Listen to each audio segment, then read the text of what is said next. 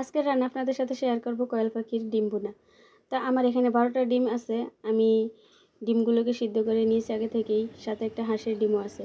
পরিমাণ মতো একটা কড়াইতে তেল দিয়ে সামান্য একটু লবণ ছিটিয়ে দিয়েছি যাতে ডিমটা নিচ থেকে লেগে না যায়।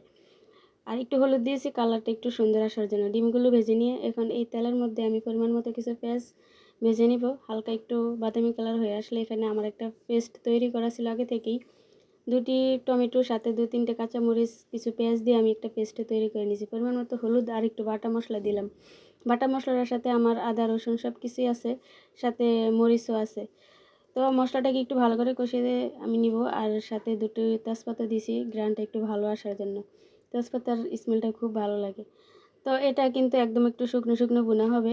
এই একটা রেসিপি দিয়ে কিন্তু বাচ্চারা অনায়াসে ভাত খেয়ে নিবে, আর কোনো কিছুই লাগবে না। ভিডিওটা ভালো লাগলে একটা লাইক, কমেন্ট, শেয়ার করবেন আর রেসিপিটা বাসায় ট্রাই করবেন। এই পর্যন্ত, আল্লাহ হাফেজ।